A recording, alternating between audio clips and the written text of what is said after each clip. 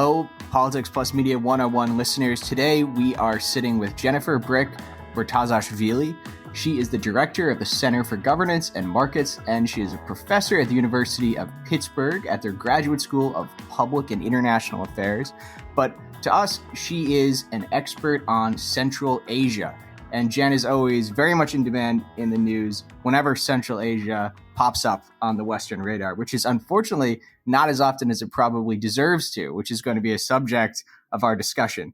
But lately, it has been on the news really for two reasons. The first is interesting analysis of the way Central Asian countries have responded to Russia's invasion of Ukraine, or escalation of Ukraine in particular. But second, because the U.S. Secretary of State Antony Blinken, or Antony Blinken, I should say, has recently concluded a visit to Kazakhstan and Uzbekistan.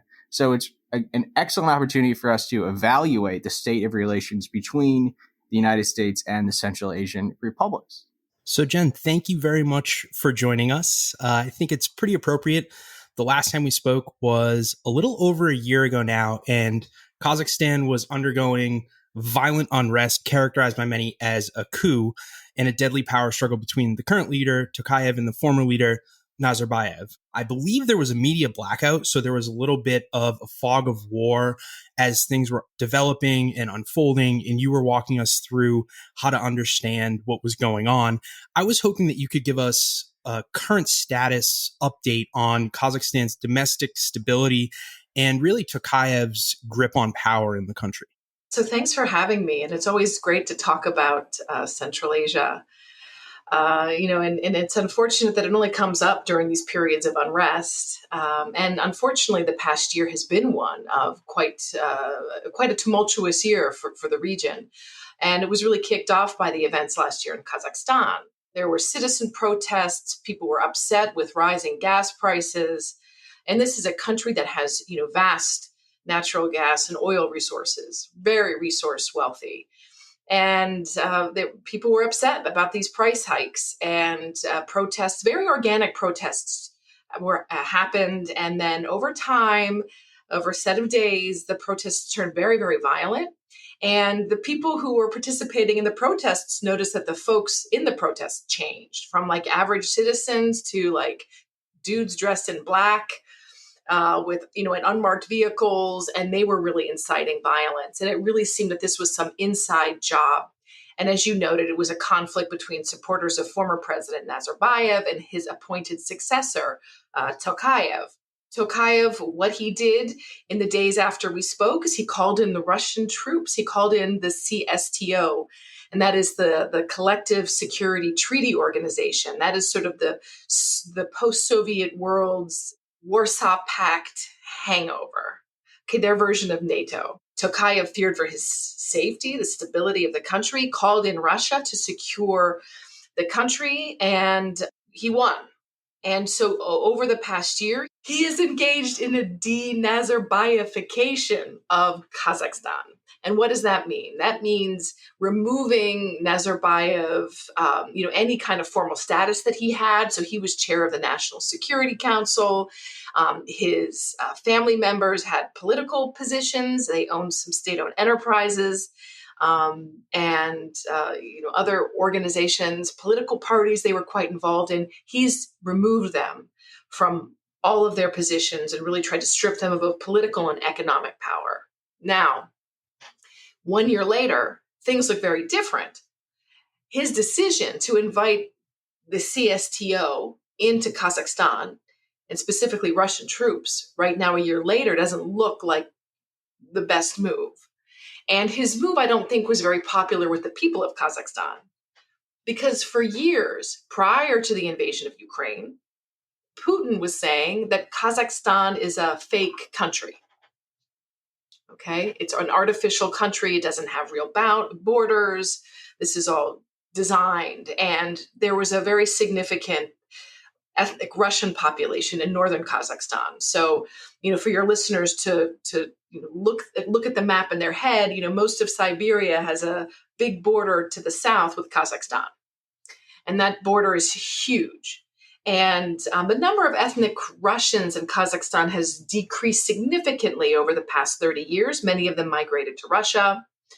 Russians also have a much lower population growth rate than the native Kazakhs, right? So Russia is really, and ethnic Russians in particular, are facing some real challenges in reproducing and replacing their population, which has huge implications for economic growth, but also for relations with Central Asia, because Central Asia is sending huge amounts of labor migrants to Russia because Russia doesn't have workers. So Russia comes in. Tokayev understands that this necessarily wasn't the best move, especially after looking at Russia's invasion of Ukraine, which happened just weeks after that. So Tokayev, he hasn't denounced the Russian invasion of Ukraine, but he's come close to it, and he's really supported Ukraine's autonomy and provided humanitarian relief to Ukraine. When he first became president, he promised huge reforms, including local elections for governors. He has not followed through on that.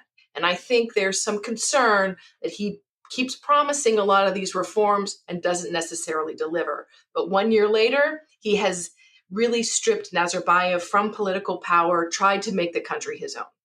He won. So, Jen, you talked about the population dynamics in Kazakhstan, and you mentioned how many Kazakhs worked in Russia as expatriate workers, sent remittances back home. And I think that's true of many of the countries in the region. But recently, we've started seeing the population flowing in the other direction as a consequence of conscription policy inside of Russia. Since populations and the balance of ethnic groups in these countries is such a sensitive matter, as you suggested, how has the recent influx of Russian speakers who are hoping to escape conscription changed the domestic politics of the Central Asian countries? So it really is a double-edged sword. The influx of Russians, on the one hand, is unsettling. It happened very quickly. So in many urban centers, it drove up rent prices. Many people said that it caused and contributed to inflation, and that made people mad. So even now, I was in Uzbekistan just a little over a week ago, and people were complaining about the increased rents in the city, and they are blaming Russians for that. And there are not nearly as many Russians who've come to Uzbekistan as went to Kazakhstan. I think it has heightened some kind of tension between between Russian speakers and the local population. Some of the Kazakhs that have come are not necessarily as anti-war or anti-Putin as you might think. So they're stirring up some kind of conflict in some areas, although some are truly anti-war. Some are really more economic migrants. They just didn't want to fight in the, they deserted the conscription. They didn't want to fight. So it is increasing some tensions. On the other hand, I think what leaders won't say in public as much is that there is a desire by some of these leaders to have the ethnic Russians, or to have the Russians, people who came from Russia, whether they're ethnic Russians or not, because some of them are actually Kazakhs who became Russian citizens or returning, or Uzbeks, right? They come with human capital. And so the IT sector across Central Asia is booming right now. When I was in Tashkent just not long ago, people were saying that one of the rents that had increased was office space. Huge competition for IT in the IT sector, tech. And a lot of local leaders are quietly courting this, and they see it as a boon to them, to their local economies. Jen, we talked about Kazakhstan's approach to Russia in that they have almost rebuked the invasion and said that they weren't going to recognize Donbass as part of Russia, so on and so forth. But how have the other 4 Central Asian republics approached it? Is there any common threads that we can pull through? Have CSTO members approached it one way and other countries approached it the other way? Or is this really, we need to take Uzbekistan, Kyrgyzstan, Turkmenistan, and Tajikistan independently? How should we look at this? So I think it's fair to say that the larger economies that are more independent are taking a stronger stance. The smaller economies, the smaller countries, which are more dependent on larger powers, and especially Russia, have been quieter. And the two that have been the quietest are Tajikistan and Kyrgyzstan. And those two countries are the most dependent upon Russia for labor migration. So I think it's upwards of 40% of both countries' GDPs come from remittances. And most of those remittances come from Russia. Kazakhstan actually does not have many labor migrants who go to Russia. Uzbekistan has the most because it's the largest country, but it's a much smaller percentage of the country's GDP remittances. Tajikistan and Kyrgyzstan have huge numbers of migrants, and the economy is almost dependent upon them. So Kyrgyzstan is a member of the Eurasian Economic Union and the CSTO. Tajikistan is a member of the CSTO, but not a member of the Eurasian Economic Union. Now, being a member of the Eurasian Economic Union, this is like the post-Soviet, this is like Russia's EU.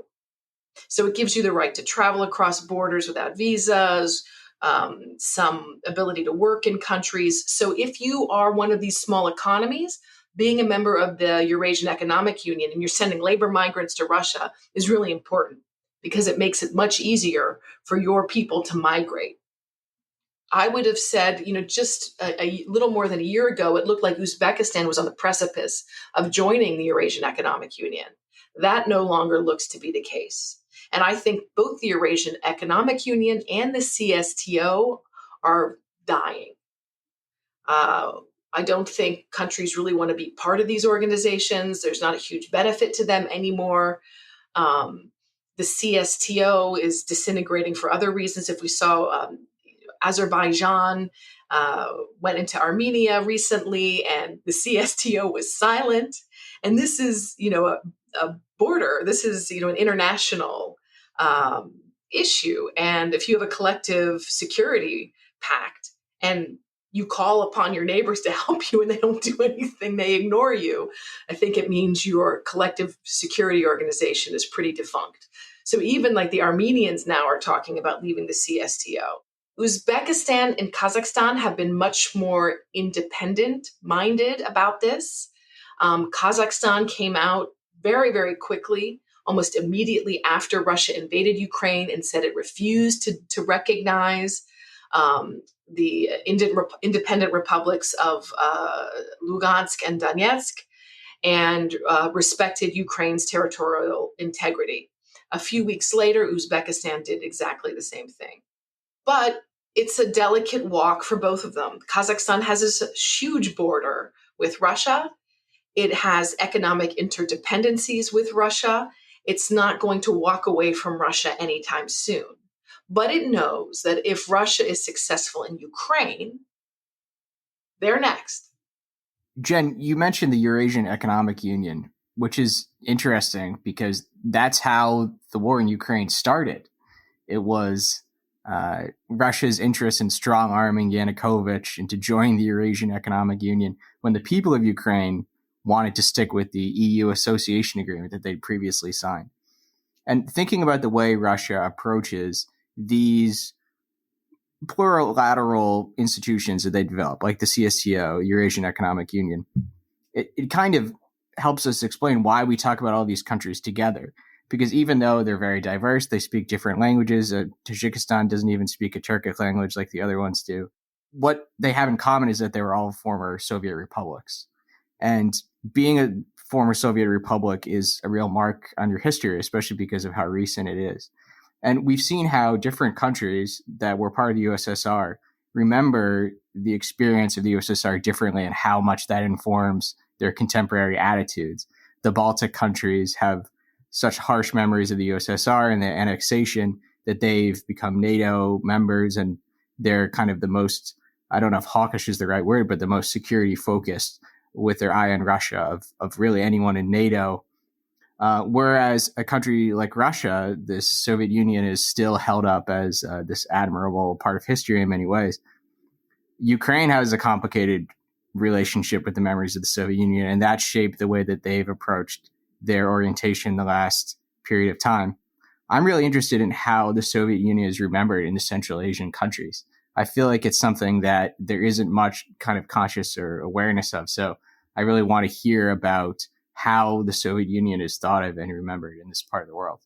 This grouping of Central Asia together because there are 5 countries, these stands, right, who were once part of the former Soviet Union. And one of the things I really want to do is help us challenge that understanding of this region. And, there's just been this very interesting decolonization effort right now in the social sciences and in public discourse. And it really is a shame to me that, the 5 former Soviet Central Asian republics are always grouped together. There's some reasons why they should be, other reasons why they shouldn't be. And their memories of the Soviet Union are very distinct and quite different. So recall that Kazakhstan had that huge famine, very similar to what Ukraine experienced. Uzbekistan was very quiet. Its leaders were very quiet about the Soviet legacy for a very long time. And that was because for about 25 years, the leaders, and it's important to remember that many of the leaders who came to power, who inherited power, Nazarbayev, ran the country in Kazakhstan for 25 years, Karimov for 25 years, they came to power in the Soviet Union. Rahman, he came to power. He wasn't just a leader of Tajikistan during the Soviet period, but he had very strong ties and came to political prominence because of his position in the Soviet Union. So those 3 leaders in particular really owe a lot of their positions to what they did in the Soviet Union. And so they didn't criticize the Soviet Union very much. And there wasn't a lot of public debate about the role of the Soviet Union. That's actually changed quite a lot since Russia's invasion of Ukraine.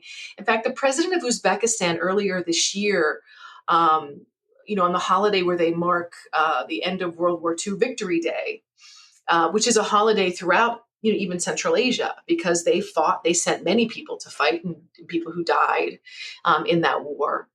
For the first time, the president of Uzbekistan talked about Russia.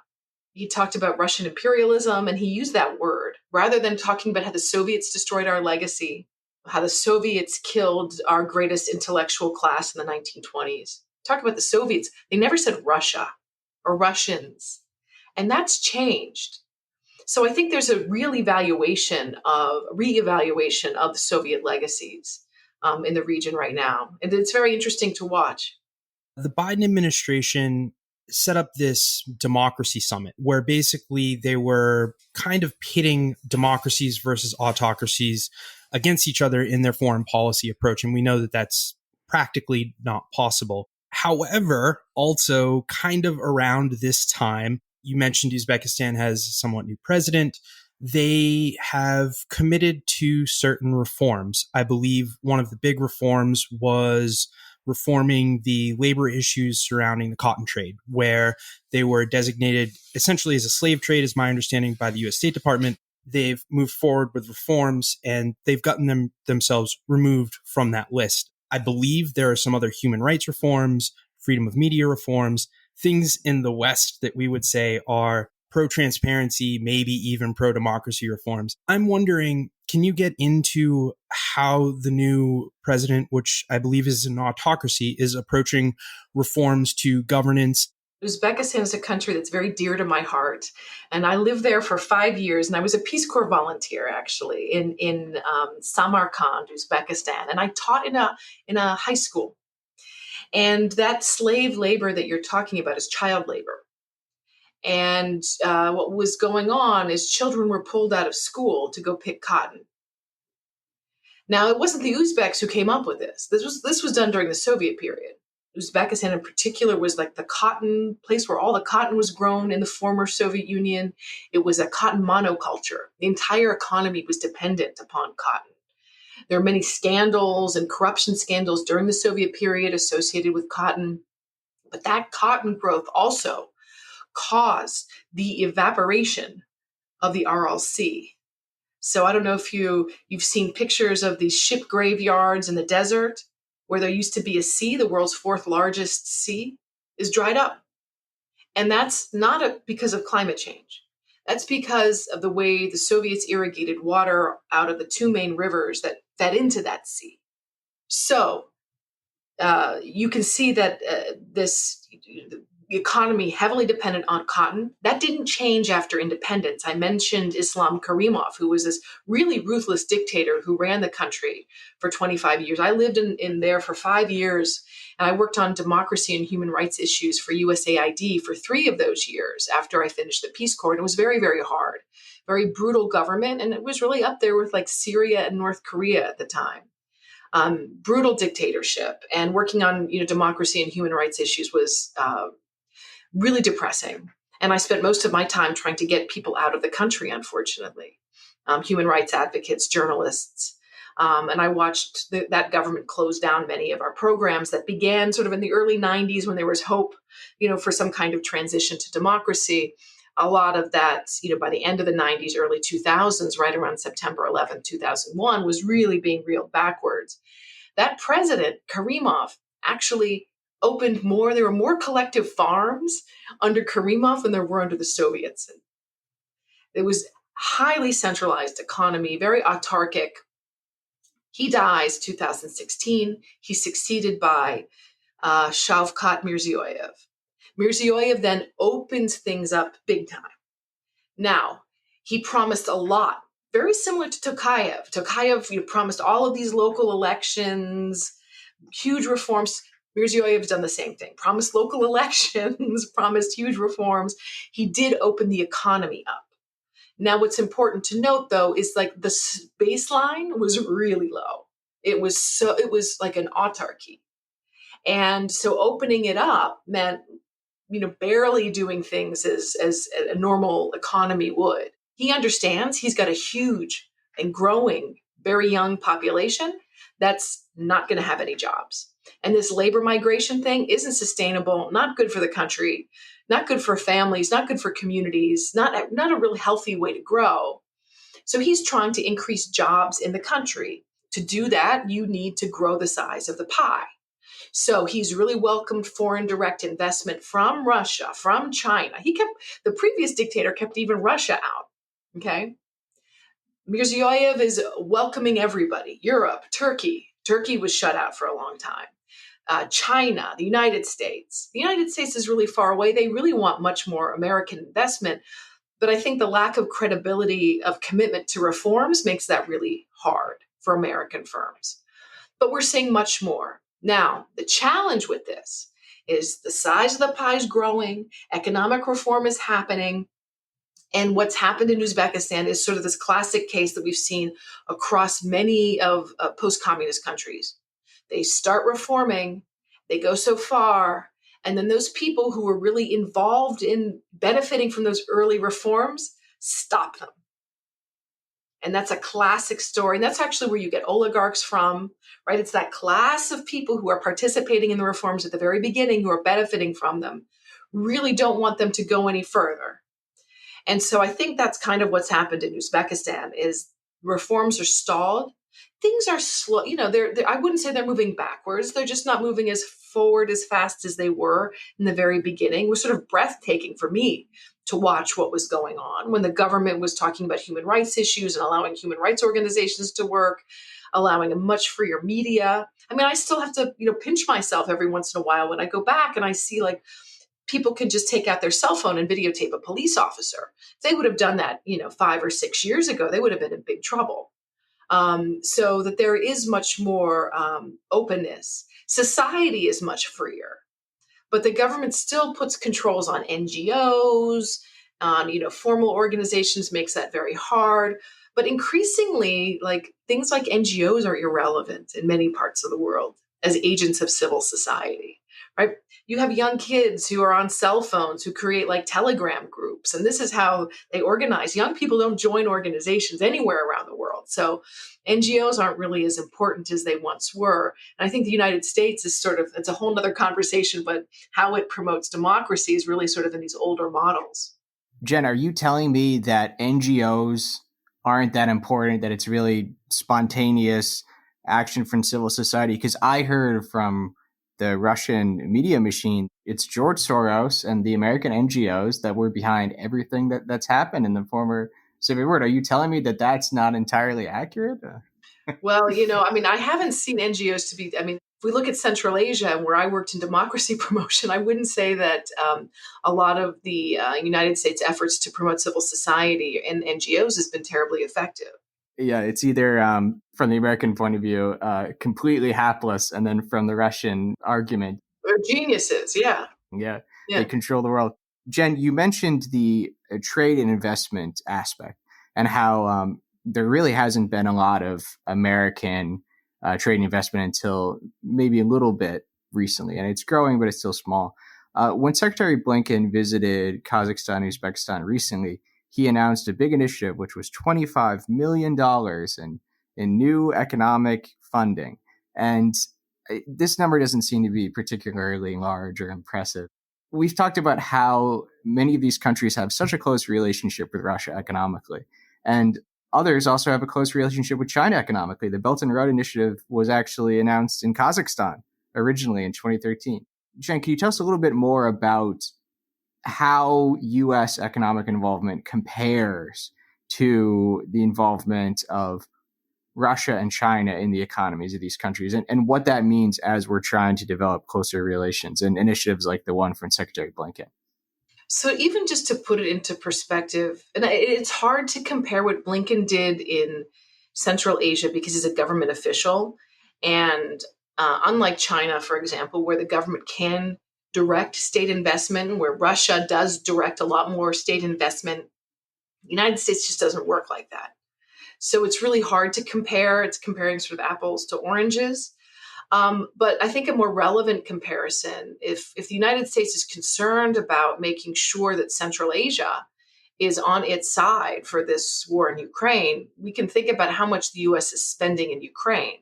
The United States is providing billions of dollars in assistance to Ukraine, and then comes to Uzbekistan or comes to Central Asia and offers $25 million to expand regional trade routes, establish new export markets, and attract leverage, to leverage greater private sector investment, and then offers $25 million more to this. So that's $50 million total. So they offered $25 million for this economic resilience initiative, and then this year they offered $25 million more to that initiative.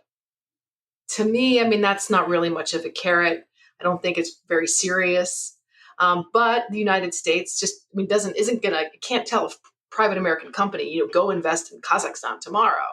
The U.S. does have quite significant investments in Kazakhstan in the oil and gas sector.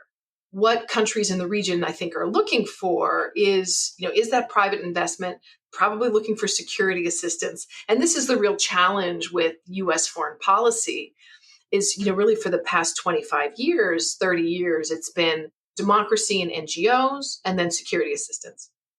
And it always seems like the U.S. is speaking out of both sides of its mouth as it engages. So I was in Uzbekistan, for example, on September 11th, 2001. And I was the democracy and governance officer working in one of the world's most difficult environments. And the U.S. put a military base there to fight the war in Afghanistan. What does that say, right? That issue trumped everything for the United States, was its own domestic security concerns, and that was Afghanistan. So it's been really hard, I think, for the U.S. to find its place in this region.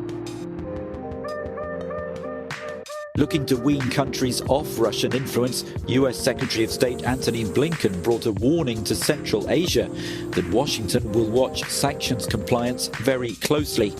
But his stick and carrot approach also brings a pledge of economic support as he seeks to deepen US engagement in the former Soviet republics. The message he received from Astana, Kazakhstan appreciates US support, but will tread a fine line without aligning too closely with either side. This visit from Secretary Blinken is significant because it's the first visit to Central Asia by an American dignitary in quite some time where Afghanistan has not been the top issue on the agenda. So what does that mean for the relationship? How has the withdrawal of American troops from Afghanistan affected what is and isn't possible? Yeah, I think Pompeo visited, but he visited when obviously Trump was still president, so the U.S. troops were still in Afghanistan. But you could see that Afghanistan wasn't as important. He came to talk about China. Okay, and he put the Uyghur issue on the agenda, something that none of the countries in Central Asia wanted to talk about. That he was there to talk about that, which really, created an awkward situation. It's very strange to see nobody really talking about Afghanistan during this visit. It came up in Uzbekistan because the Uzbeks have been doing really interesting work to engage with Afghanistan. And I think they've been carrying a little bit of the US's weight, trying to, find a way to deal with the Taliban. And I think that the Uzbeks have been very, very creative in their ways that they've tried to engage and try to leverage the Taliban to reform. When Afghanistan collapsed, when the republic collapsed in 2021, there were these huge, news reports coming out of fears of hundreds of thousands of Afghans, trampling across those Central Asian borders. And that never happened. And there's actually very few Afghan refugees in Central Asia. It's a very, very sad situation in Afghanistan. There are these rankings that maybe you've seen them, of the value of different passports. You can say, like, this country's passport's the most valuable. And the value is determined by how many countries you can visit without getting a visa. And I think year after year, the Afghans have like the least valuable passport in the world. They can't even visit their neighboring countries without a visa. So that means Afghans are really stuck. And Afghans who I've got now about 10 Afghan scholars at my center at the University of Pittsburgh. I spent many years doing research in Afghanistan. It's been heartbreaking and so hard to get them to the United States, because even if they get out of Afghanistan, then they have to get to Pakistan. Like, how do they get out? It's very, very hard for them. So the refugee issue hasn't been a big one in Central Asia, but a really ironic thing that I want your listeners to keep their eyes and ears on is that now that the U.S. is out of Afghanistan, there is more talk about regional connectivity than there ever has before. And that's a very interesting thing, because this regional connectivity agenda, connecting Central Asia to South Asia, was like what Hillary Clinton, when she was Secretary of State, was promoting. And nothing really happened because the conflict in Afghanistan was so violent.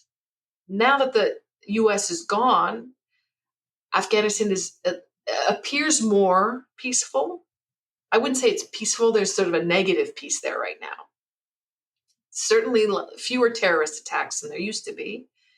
And so the Central Asian states are very interested in promoting trade and transport to the south. Why? Why does it matter now?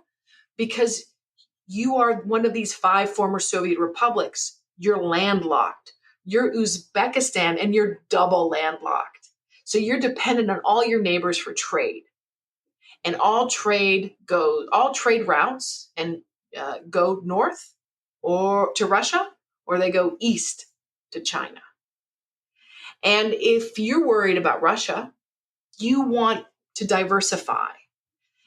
You have to pay tariffs for everything. Everything's very expensive, to get to and from your region. Makes exports really hard. So the Central Asians really want to open up things to the south. Look at those huge markets in Pakistan and India. India and Pakistan look at Central Asia and say, well, look at all that gas and electricity. We don't have it. We need it. We have all these people. Such incredible opportunities for mutual benefit through trade. And now that Afghanistan is more peaceful, the Uzbeks in particular are going gangbusters trying to promote this regional connectivity agenda. And so, but they also understand that with the Taliban in power, and the Taliban are not behaving so well, I think they can deal with the Taliban, and they're trying to show that they know the Taliban, they understand the Taliban, they can deal with them. But I think even they are disappointed the extent to which the Taliban haven't included ethnic minorities. The treatment of women has been very, very disappointing. And they understand this from a very pragmatic perspective, because they understand that if the Taliban government is not inclusive of other groups, that's a recipe for disorder. And they want the Taliban to behave more inclusively so that there is more stability.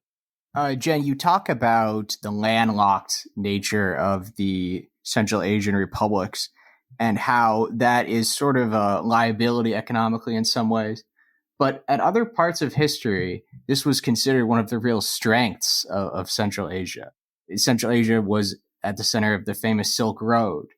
And Halford Mackinder, the father of geopolitics, wrote the book about the geographical pivot of history, where he argued that the Central Asian states were the most important part of the entire world. They were the pivot region to build any kind of great empire in Eurasia, of which there were many that came from Central Asia, like the Mongol Empire, the Timurid Empire, the Mughal Empire. It seems like in the last 100 years, 200 years, having a land-based power center has declined as a real possibility, and the maritime-based, naval-based powers have really upstaged those that have their basis in the land. But we've seen how China are interested in rebuilding the Silk Road through the BRI and are interested in Central Asia. Looking at today's landscape, do you think that that old Mackinder concept still has any validity? Could someone make an argument that being in the so-called heartland of the world is really a way for Central Asia to start projecting its power again?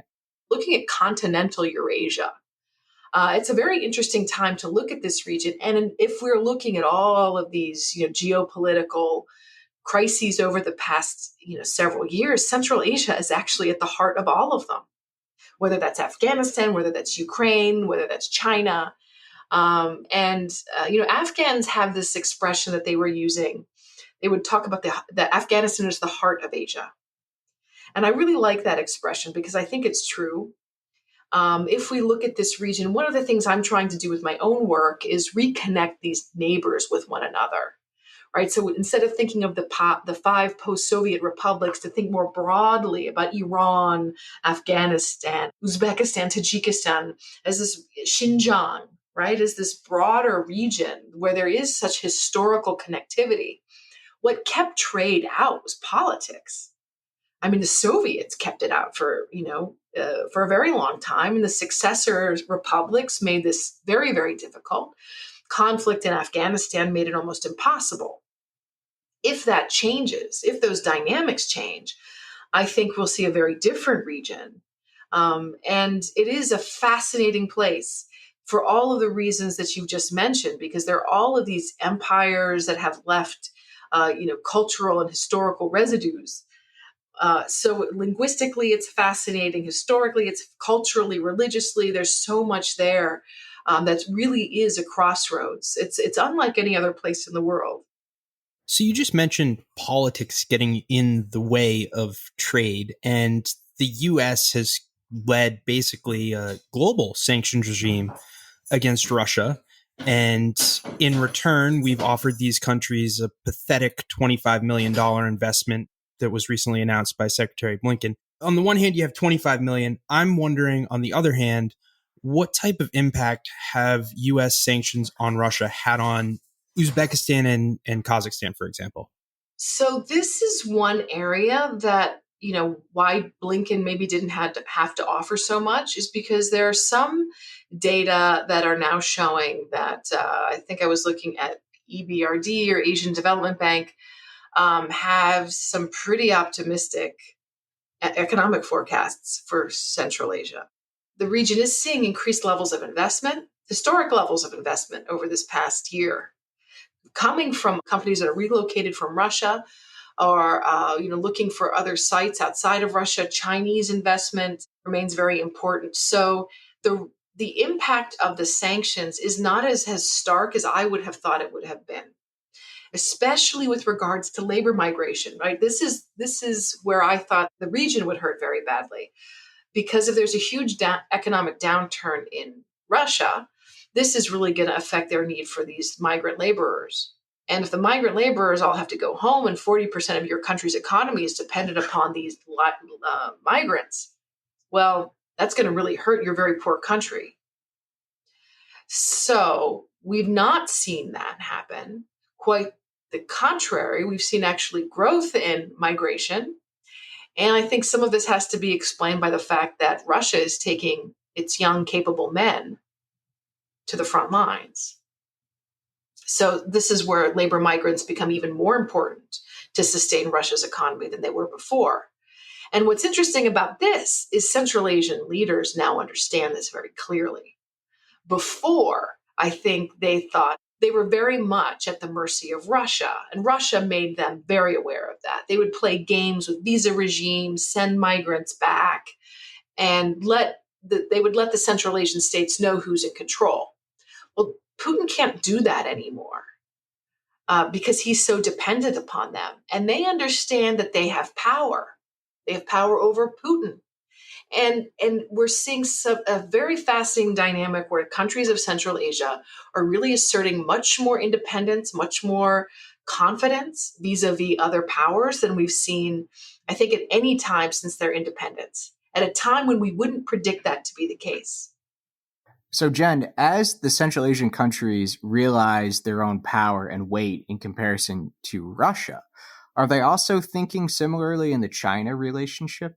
So, I mean, China is a different case. But I think when you have Russia and when you have China, who are providing most of the investment in your countries, what these countries are now doing is I think they're sort of balancing and playing China and Russia off against one another. So rather than just being subservient to them, they understand that they actually have leverage over both of them. If China wants trade routes, well, you have to make deals. Now, I'm not sure they've been very good at making those deals. They're getting a little better, but they do have some leverage. And Russia and China are obviously competing for attention. And people used to say that, Russia did security in Central Asia and China did infrastructure. I don't think Russia's doing very much of the security anymore. They did have 10,000 troops in Tajikistan. Well, they say they still do. It's not clear if they still do. And that really shifts China's attitude towards the region, because remember, what is China concerned about? China's very worried about its own security issues, especially coming out of Central Asia, from Xinjiang, right, from East Turkestan, the Uyghur issue. As China looks at Central Asia, of course it wants investment, but let's not forget that China is terrified of Islamic extremism, any kind of spillover. Look at how they have treated the Uyghurs. I mean, to commit a genocide because you're that afraid of instability. So obviously China's very afraid of something coming out of Xinjiang. So China is now much more involved in security issues than it used to be, because it understands that Russia is not as strong as it used to be militarily. And I think seeing the poor military performance of Russia in the war in Ukraine certainly eases some minds in Central Asia. With the decline of Russian power in the region and the lack of United States initiative to get more involved in the region, should the United States be worried that Central Asia will inherently turn to China next? So first, I should say that I don't think that Central Asia is ever going to be a strategic priority of the United States. And I don't think it should be. So I'm not necessarily arguing that the U.S. should be doing more in the region. I think what I'm saying is that the U.S. should be doing things differently. You talked about the Democracy Summit, right? I mean, talk about something that doesn't appeal. If you're trying to develop strategic partnerships, of course, democracy is important, but this is not how you convince people to become democratic. Like lecturing them and leaving you out of clubs does really nothing. If that's what you're trying to do, the U.S. has just not been very persuasive, to be honest, on the democratic case. Now, China, does it mean that these countries are going to fall under China's influence? This is where the U.S. could be important. It's never going to balance out Russia and China, because its strategic interests in Central Asia are never going to be what Russia and China's are. Those are neighbors, right? It's like saying that the Central Asians are going to be, leverage U.S. relations between Mexico and Canada. Like, we would not say that. Okay. So of course, China is going to play an important role. China should play an important role in Central Asia. And it's amazing to me how we worry about Central Asia's trade with China, yet China remains the US largest trading partner. China, of course, will be very heavily involved in Central Asia. Russia will be very heavily involved in Central Asia. That's not going away. It's a question of, will these countries be a threat to them? And I think that what we're seeing increasingly is the answer is no, because these countries are now asserting their sovereignty and their independence in ways that they haven't before. One of the ways that they can do this, and I think this is where the United States can be involved, and this is actually where the U.S. did try to get involved with that $50 million, is on regional and issues of regional economic integration. So that is an area. If these are 5 small economies, if they can come together and integrate or create an economic union or a trade union or something like that, they have much more power vis-a-vis Russia and China than they do as standalone countries. And they have more power than if they join the Eurasian Economic Union, right? That's what Russia wants. If they can band together, which is not going to be easy because there's major disagreements among them. There was a huge border spat between Kyrgyzstan and Tajikistan last year. It was the first intrastate conflict that Central Asia had seen since independence. That just happened last year. If they can come together in a meaningful way, it does increase their ability to balance Russia and China off against one another. Leaders from across the Turkic world will meet in Samarkand on November 11th for the Organization of Turkic States Summit. This organization was established in 2009 with the aim of promoting multilateral cooperation in a wide array of fields. The group, which was founded by Turkey, Azerbaijan, Kazakhstan, and Kyrgyzstan, has grown to include Uzbekistan as a full member in 2018 and has granted observer status to Hungary and Turkmenistan. As the war in Ukraine continues, cooperation among member states has become increasingly important for regional stability. Today, the Turkish world has become the center of global geopolitics, just as it has in history. We have a critical position connecting east and west, north and south on energy, trade, and transportation routes. In this difficult period that the world is going through, the importance of the Turkish world for global stability and prosperity has increased even more. There's a third country other than Russia and China, a third external power that has demonstrated a lot of interest in the region. And that's also a country that has been pushing for a kind of collective identity in the region. And I'm thinking of Turkey. We know that Erdogan has, especially as his influence in Europe and the Middle East has seemed to decline, has taken more interest in Central Asia. He put out a map. He got his picture with a map of him holding an image of the Turkic world that showed how Turkey was connected to at least 4 of the 5 Central Asian republics. And he has advocated for a pan-Turkic identity, Turanism, as it's sometimes called. They become another major player, especially on the investment side. And I think that is badly needed and welcome. But this notion of a Turkic identity, I mean, these countries themselves are sort of grappling with their own identities and figuring out what those are. And these are real conversations that people are having, especially after Russia's invasion of Ukraine. Who are we? We're seeing this, in Kazakhstan especially. Kazakhstan was heavily Russified during the Soviet period. Use of local language was not as prominent as you would find in some of the other republics. So then to ask people to go to a pan-Turkic identity when they're still struggling to sort of understand where they fit in the world, I think is a lot to ask. And also, there's just not incredible trust of Turkey. President Mirziyoyev put a halt to all new construction in the capital, Tashkent.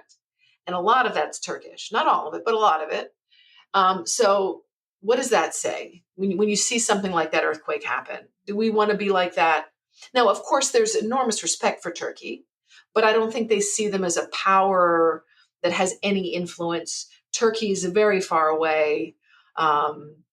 Sure, there's some Turkic language similarities, but Turkish is not, mutually intelligible for many of the Turkic languages in the region. Jen, you're talking about the de-Russification. One thing that they did recently was change the alphabet in Kazakhstan, right? Yes, they changed the alphabet in Kazakhstan. They changed it in Uzbekistan. Actually, when I was in the Peace Corps, they started changing it. I was there when they started changing the alphabet. Certainly efforts to move away from Russia. But remember, before the Soviet period, these countries had Arabic. They used Arabic script.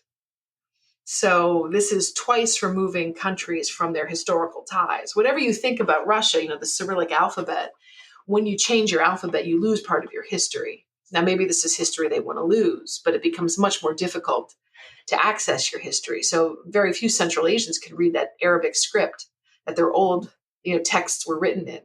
I think what we need to understand, especially when looking at this part of the world, is there's so many paths places can go, so many ways people can travel. And it's not going to look like what we think it's going to look like, and it's certainly not going to look like us.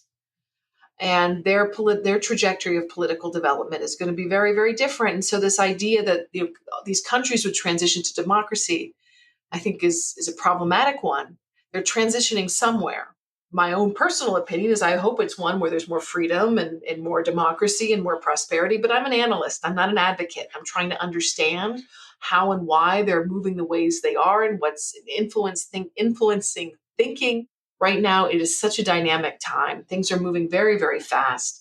And what this past year really illustrates is that Central Asia is central to world affairs, may not be central to the United States interests, but is certainly central to what's happening. So rather than think of this region as this sort of backwater of the Soviet Union, and academics study this place, in the United States, especially, we put it in these centers for Russian and East European, Eurasian studies, and then there's like the one person who studies Central Asia. I think that's the wrong way to look at this region. It is the heart of Asia.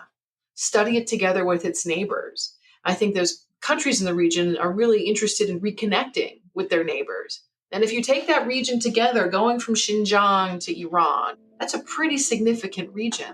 And a very interesting one, and one that's very culturally diverse, but one that does share a lot in common, culturally, historically. So, really just encourage your listeners to learn more about it and to travel there. It's easier to travel there than it's been at any time in recent history.